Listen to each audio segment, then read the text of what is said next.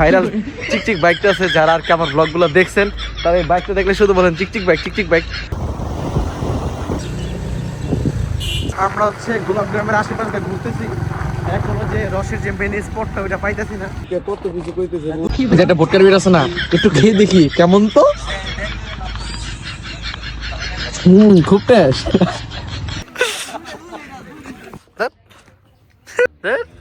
এটা কি হলো? একই খেলার ফুল, একই পেমেন্ট টাকা, একই খেলার ফুল।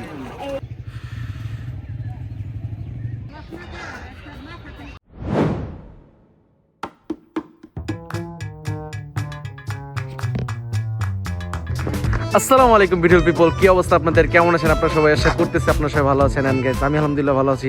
সো আপনাদের ওয়েলকাম জানাচ্ছি একটা ব্র্যান্ড নিউ ব্লগ ভিডিওতে। সো আজকে ভোরবেলা 6:30 বাজে, এখন আমরা যেতেছি রস খেতে। সাথে আমার বন্ধু আছে, আর সাথে সেই ভাইরাল চিকচিক বাইকটা আছে, যারা আর কি আমার ব্লগগুলো দেখছেন তারা এই বাইকটা দেখলে শুধু বলেন চিকচিক বাইক চিকচিক বাইক। সো এই ভোরবেলা যাইতেছে হচ্ছে আমরা রস খেতে, যদিও হচ্ছে লেট হয়ে গেছে অনেকটা, আমি জানি না রস পাবো কিনা। তো এখন আমরা আছি হচ্ছে এই জায়গার নাম জানি কি, আমি ভুলে গেছি। আচ্ছা, আমরা আছি এখন সদরপুরে, আমি আর কি ভুলে গেছি।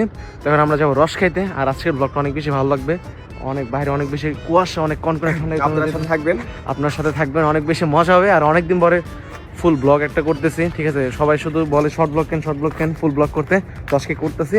লেটস গো গাইস, অনেক বেশি মজা হবে। ভালো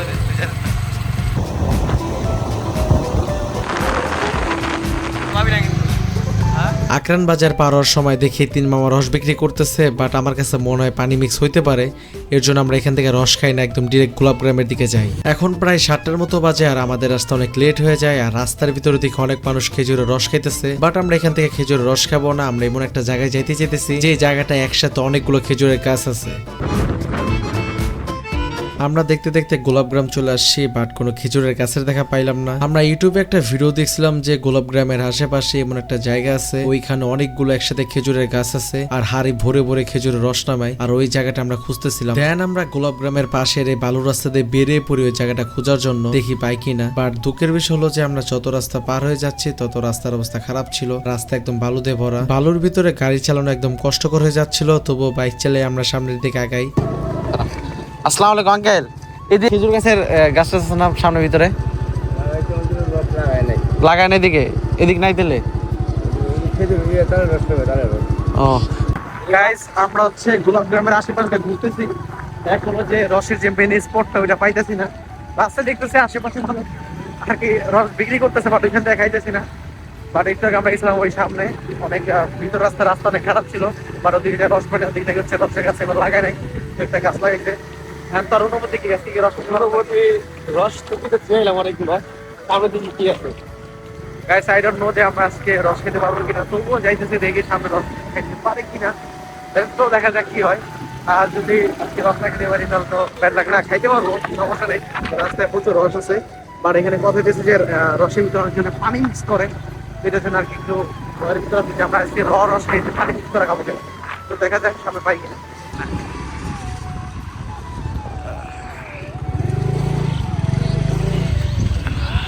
ফাইনালি আমরা এই মামাকে পেয়ে যাই, আর মামার কাছে একদম রসটাই ছিল। আমাদের আগে ভাইরা আসছিল, তাই এই ভাইরা একদম 15 লিটার নিয়ে নিছিল, আর বাকি ছিল 5 লিটার। আমাদের ভাগ্য বলো আমরা এসে 5 লিটার পেয়ে গেছি। ওইখান থেকে রাব্বি নিল 3 লিটার, আমি নিছিলাম 2 লিটার। আর আমাদের রসের পার লিটার সম্ভবত 120 টাকা করে পড়ছিল। গাইস, দুঃখের বিষয়, এত ঘোরাঘুরি করে আসলাম, রস শেষ, আমি গ্লাসে খাইতে পারি না, এই জন্য বোতলে খাইতেছি।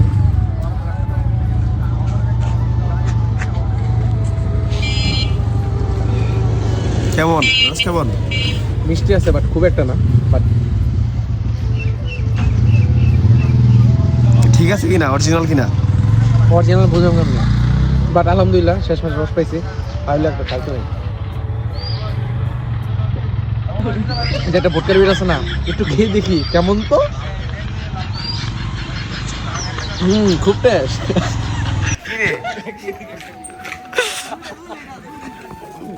আকাশ ভরা তারা, হ্যাঁ এটা কাম হইলো,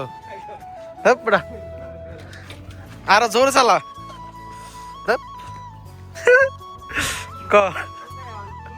রসের বোতল দুইটা পলিথিনে নিয়েছিলাম আর বাইক জোরে চালানোর কারণে ঝাঁকি খেয়ে পলিথিন ছিঁড়ে রসের বোতল রাস্তায় পড়ে যায়। এরপর আমরা গোলাপগ্রামের ভিতরে চলে যাই। গোলাপগ্রাম আসছি আর গোলাপ ছাড়া বাসায় যাবো এটা তো হতেই পারে না। আর এখন যেহেতু ফুলের সিজন, এর জন্য গোলাপগ্রামের ভিতরে ঢুকে যেদিকেই তাকাই ওইদিকে শুধু লাল টকটকে গোলাপ ফুল দিয়ে ভরা। এত সুন্দর ছড়িয়ে ছিটিয়ে গোলাপের পরিবেশ দেখতে হলে আপনাকে একবার হলেও এই গোলাপগ্রামে আসতে হবে। গোলাপগ্রামে আসলে আপনারা অনেক রকমের ফুল দেখতে পারবেন। অ্যাজ ইউজুয়াল যারা গোলাপগ্রামে আসে তারা শুধু গোলাপ ফুলই কিনে, কালো গোলাপ বাদে প্রায় সব রকম কালারের গোলাপ ফুল পেয়ে যাবেন। লাল গোলাপটা আপনারা 5 টাকা থেকে 10 টাকার ভিতরে পেয়ে যাবেন, আর বাকি কালারের গোলাপগুলা 20 থেকে 30 টাকার ভিতরে পেয়ে যাবেন। আমরা একটা সময় গোলাপ ফুল কিনতাম 2 থেকে 3 টাকা দিয়ে, আর এখন গোলাপ ফুল কিনতে গেলে 8 থেকে 9 টাকা চাই, বেশিরভাগ সময় 10 টাকায় চাই। বাট আপনারা একসাথে যদি অনেকগুলো গোলাপ ফুল কিনেন তাহলে 4 থেকে 6 টাকার ভিতরে পেয়ে যাবেন। এখন আমরা অল্প কয়েকটা ফুল নিতেছি, আমাদের কাছে দাম চাইছিল পার পিস 10 টাকা করে, বাট আমরা দামাদামি করে পার পিস 9 টাকা করে নেই। যেহেতু অল্প কয়েকটা ফুল তাই আমি একদম বেছে বেছে কলিয়ালা বড় ফুলগুলো নিচ্ছিলাম। গাইস আমরা এখন গোলাপগ্রাম ঘোরাঘুরি করে হচ্ছে, আমরা মাত্র 6টা ফুল নিচ্ছি। আমি নিচ্ছি আমার বোনের জন্য,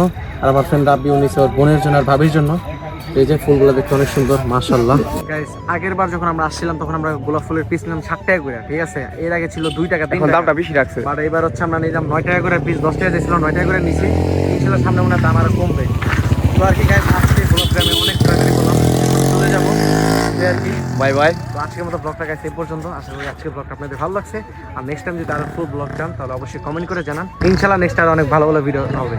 আল্লাহ হাফেজ গাইস, আসসালামু আলাইকুম।